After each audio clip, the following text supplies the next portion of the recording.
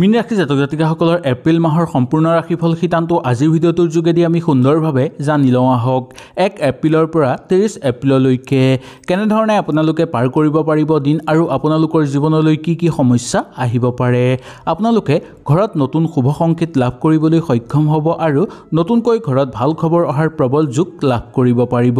ইয়াৰ বাহিৰেও কৰ্মক্ষেত্ৰত আপোনালোকৰ কিছু গুৰুত্বপূৰ্ণ ফল লাভ হ'ব আৰু গ্ৰহ নক্ষত্ৰৰ পৰিৱৰ্তনৰ ফলত আপোনালোকৰ ঘৰত নতুনকৈ কিবা এটা শুভ অহাৰ সংকেত দেখিবলৈ পাব। আহক তেনেহ'লে মীন ৰাশিৰ জাতক জাতিকাসকলৰ এপ্ৰিল মাহৰ সম্পূৰ্ণ ৰাশিফল সিদ্ধান্ত জানি লওঁ। যদি ভিডিঅ'টো ভাল লাগে লাইক এটা কৰি আমাৰ মনোবল বঢ়াব আৰু আপোনালোকৰ বন্ধুবৰ্গৰ লগত শ্বেয়াৰ কৰি তেওঁলোককো উপকৃত কৰিব। মীন ৰাশিৰ জাতক জাতিকাসকলে এপ্ৰিল মাহত আপোনালোকে খৰচৰ প্ৰতি নিয়ন্ত্ৰণ ৰাখিব লাগিব। অতিৰিক্ত খৰচ বৃদ্ধি পোৱাৰ ফলত অৰ্থ সংকটে দেখা দিয়াৰ সম্ভাৱনা দেখিবলৈ পোৱা যাব পাৰিব। যিকোনো কাম আপোনালোকে কৰিলে বহু বেছি সুখ অনুভৱ কৰা যোগ দেখিবলৈ পোৱা যায়। চন্দ্ৰ আপোনালোকৰ শুভ গ্ৰহত থকাৰ কাৰণে আপোনালোকে ধন বিনিয়োগ কৰিলে ইয়াৰ পৰা ভাল ফল লাভ কৰিব পাৰিব। নতুনকৈ ধন ঘৰত সঞ্চয় কৰাৰ যোগ দেখিবলৈ পাব। জীৱনসংগীৰ লগত বা পিতৃ মাতৃৰ লগত আপোনালোকৰ চলাফেৰা অতি সুন্দৰ হৈ পৰিব আৰু মনৰ ভাৱ তেওঁলোকৰ আগত প্ৰকাশ কৰিলে আপোনালোকৰ মন কিছু পৰিমাণে পাতল হৈ পৰাৰ যোগ দেখিবলৈ পোৱা যায়। যিকোনো মানুহৰ লগত আপোনালোকে মাজে সময়ে উঠা বহা কৰি থাকে সেই মানুহবিলাকৰ লগত আপোনালোকে চলাফেৰা কৰি ভাল পাব। লগতে যিবিলাক মানুহে আপোনালোকৰ উপকাৰ কৰে সেইবিলাক মানুহক আপোনালোকে এই মাহত কেতিয়াও এৰি দিয়াটো উচিত নহয়। কথা বতৰা কওঁতে সামাজিক ক্ষেত্ৰত অলপ সংযম হ'ব লাগিব। আপোনালোক সৰু সুৰা কথাতে যাতে আপোনালোকৰ সন্মান লাঘৱ নহয় তাৰ প্ৰতিও অকণমান লক্ষ্য ৰাখিব লাগিব। আপুনি নিজৰ ফালেদি চালেও নহ'ব, সকলো ফালৰ পৰা আপোনালোকে চাব লাগিব। নিজৰ কথা চিন্তা কৰিলে আপোনালোকৰ ক্ষতিহে হ'ব। বেলেগৰ ফালৰ পৰাও সকলো মিলি চলিবলৈ আপোনালোকে চেষ্টা কৰিব লাগিব। আৰ্থিক ক্ষেত্ৰত আপোনালোকে নিয়ন্ত্ৰণ ৰখাটো অত্যন্ত দৰকাৰ হ'ব। এই মাহত কাম কলাৰ জৰিয়তে আপোনালোকে ঘৰৰ পৰিৱেশ আনন্দিত কৰি তুলিব পাৰিব। কৰ্মক্ষেত্ৰত সুযোগ সুবিধা লাভ কৰিবলৈ সক্ষম হ'ব আৰু চিত্ৰসাহিত্যিকসকলে বা শিল্পীসকলে নতুন সুযোগ লাভ কৰাৰ সম্ভাৱনা দেখিবলৈ পোৱা যাব পাৰিব। আপোনাৰ পৰা বেলেগে পৰামৰ্শ লৈ সেই পৰামৰ্শৰ ফলত তেওঁলোকেও উন্নতি কৰিব পৰাৰ যোগ দেখিবলৈ পোৱা যায়।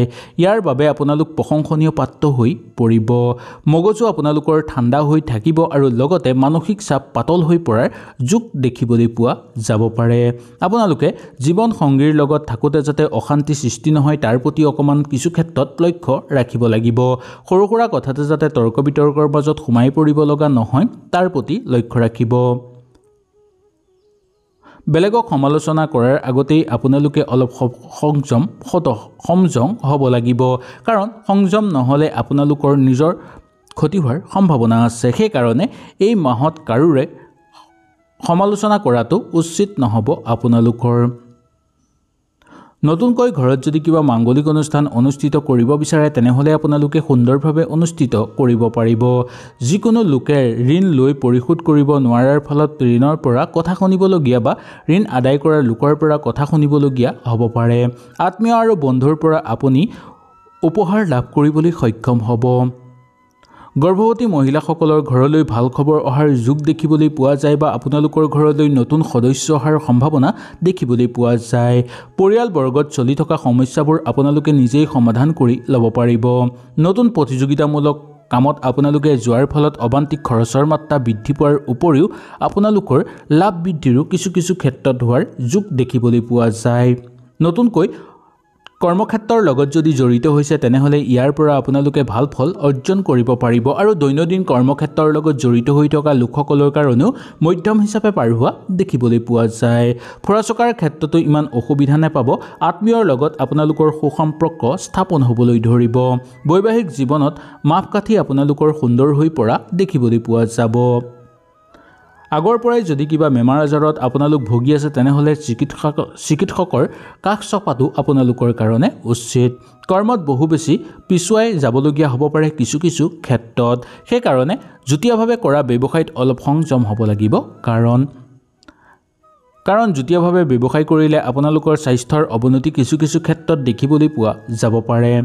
বহু জৰুৰী কামৰ মাজতে আপোনালোকে নিজৰ ঘৰৰ প্ৰতিও অকণমান লক্ষ্য ৰাখিব লাগিব এই মাহত। ধৈৰ্য ধৰিব লাগিব আৰু সহনশীলতাৰ কাৰণে আপোনালোকে আগ্ৰহী হ'ব লাগিব।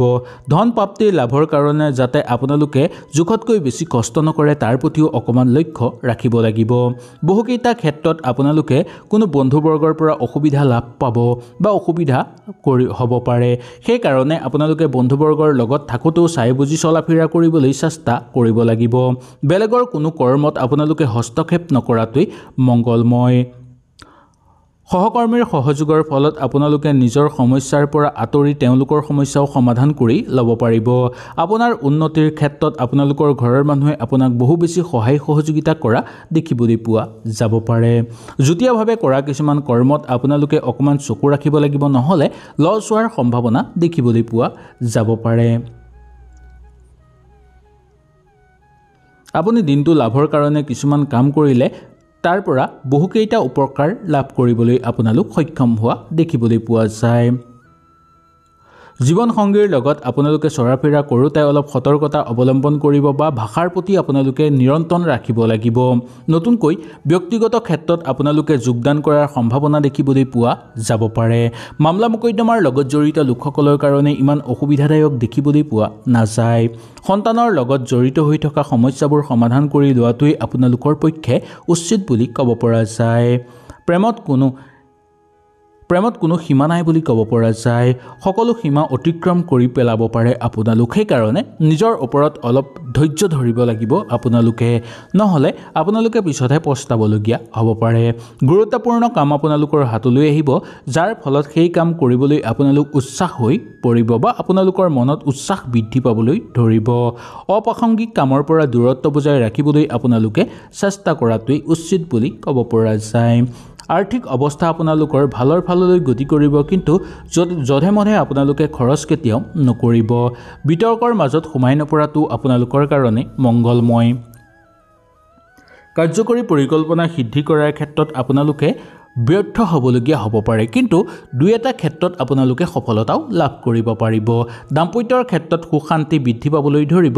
বন্ধুবৰ্গৰ লগত চলা ফিৰা কৰোঁতে দুই এজন বন্ধুবৰ্গই বিপথে পৰিচালিত কৰিবলৈ আপোনালোকক চেষ্টা কৰিব পাৰে। ধৰ্মীয় ক্ষেত্ৰত যোগদান কৰি আনন্দিত অনুভৱ কৰিব। খেল ধেমালি কৰা লোকসকলে সংগ সুখ লাভ কৰিবলৈ সক্ষম হোৱাৰ প্ৰবল যোগ দেখিবলৈ পোৱা যাব। ধুনীয়াকৈ সংগ সুখ লাভ কৰিব পাৰিব। নতুনকৈ কাম বিচাৰি থকা বা নিবনুৱাসকলৰ কাৰণে ইমান বেয়া দেখিবলৈ পোৱা নাযাব। মাহটো নতুনকৈ কিবা কামত আপোনালোকে যোগদান কৰাৰ সম্ভাৱনা কিন্তু কিছু ক্ষেত্ৰত দেখিবলৈ পোৱা যায়। কিছুমান বিশেষ মানুহে আপোনালোকক বহু ক্ষেত্ৰত সহায় সহযোগিতাই এই মাহত কৰিব, যি আপোনাৰ জীৱনৰ লগত জড়িত হৈ থাকিব আৰু তেওঁলোকে বহু ক্ষেত্ৰত আপোনালোকক সহায় সহযোগিতা কৰিব।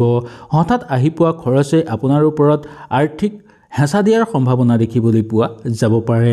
বেছিভাগ সময়তে আপোনালোকে যাতে বেছিকৈ ভবা গুণা কৰি নাথাকে তাৰ প্ৰতি লক্ষ্য ৰাখিব। আপোনাৰ প্ৰিয়জন আপোনালোকৰ ঘৰলৈ আহিব পাৰে বহুদিনৰ মূৰত। আপুনি গোটেই কাম সুন্দৰভাৱে কৰিব পাৰিব, কিন্তু দুই এটা কৰ্মত আপোনালোকে বেলেগৰ পৰা সহায় সহযোগিতা ল'বলগীয়া হ'ব পাৰে। নতুনকৈ যদি যান বাহন ক্ৰয় কৰিবলৈ বিচাৰি আছে বা কৰিম বুলি ভাবি আছে, তেনেহ'লেও আপোনালোকে সুন্দৰভাৱে পাৰিব। পৰিকল্পিত কাম সিদ্ধি হৈ পৰা যোগ দেখিবলৈ পোৱা যায়। মাহটো আপোনালোকৰ স্পৰ্শকাতৰ হৈ থাকিব। কৰ্মক্ষেত্ৰত আপোনালোকে নিজৰ বিশেষ অনুভৱ লাভ কৰিব। ঘৰৰ মানুহৰ লগত আপোনালোকৰ আন্তৰিকতা বৃদ্ধি পাবলৈ ধৰিব। আপুনি নিজৰ পৃথিৱীখনত আপোনালোকে নিজকে লৈ ব্যস্ত হৈ থাকিবলৈও কিছু ক্ষেত্ৰত চেষ্টা কৰিব লাগিব। কিছুমান কাম কৰিব নোৱাৰাৰ ফলত যাতে মনত হতাশাৰ ভাৱ নাহে তাৰ প্ৰতি লক্ষ্য ৰাখিব। সঁচাকৈ আনন্দ আপোনালোকে লাভ কৰিব পাৰিব এই মাহত। আপোনালোকৰ জীৱনৰ খুব নতুন নতুন মানুহৰ সংগ লাভ কৰিবলৈ সক্ষম হ'ব আৰু তেওঁলোকৰ পৰা কিন্তু আপোনালোকৰ একো ক্ষতি সাধন নহয়। স্বাস্থ্যৰ ক্ষেত্ৰত আপোনালোকৰ মধ্যমেই দেখিবলৈ পোৱা যায়, কিন্তু কিছু কিছু ক্ষেত্ৰত আপোনাৰ স্বাস্থ্যৰ প্ৰতি লক্ষ্য ৰাখিব। ধন সম্পত্তিৰ উপাৰ্জনৰ বাট মুকলি হ'ব আৰু পৈতৃক সম্পত্তি লাভৰ প্ৰবল যোগ দেখিবলৈ আপোনালোকে পাব। প্ৰেমৰ ক্ষেত্ৰত আপোনালোকৰ শুভ দেখিবলৈ পোৱা যায়। চাকৰিয়ালসকলৰ কাৰণে মধ্যম হিচাপে পাৰ কৰিব পাৰিব। বৈবাহিক জীৱনত আপোনালোকৰ মধ্যম হিচাপে পাৰ হ'ব, কিন্তু কথা বতৰা কওঁতে মাৰ্জিত কথা বতৰা ক'বলৈ চেষ্টা কৰিব, যাতে বাক্যৰ গাঁথনি ভুল নহয় তাৰ প্ৰতি লক্ষ্য ৰাখিব বা আপোনালোকে যাতে খঙত যি টি কৈ নিদিয়ে তাৰ প্ৰতি লক্ষ্য ৰাখিব। এই মাহত আপোনালোকৰ শুভ সংখ্যা হ'ব 4। হয়তো এই ভিডিঅ'টোৰ যোগেদি আপোনালোকে সুন্দৰভাৱে বুজি পালে। যদি কিবা অসুবিধা পালে নিশ্চয় মোক তলত কমেণ্ট কৰি জনাব। তেনেহ'লে আজিলৈ আপোনালোকৰ ওচৰৰ পৰা বিদায় লৈছোঁ। কালিলৈ পুনৰ আপোনালোকক লগ পোৱাৰ প্ৰতিশ্ৰুতিৰে আজিলৈ নমস্কাৰ।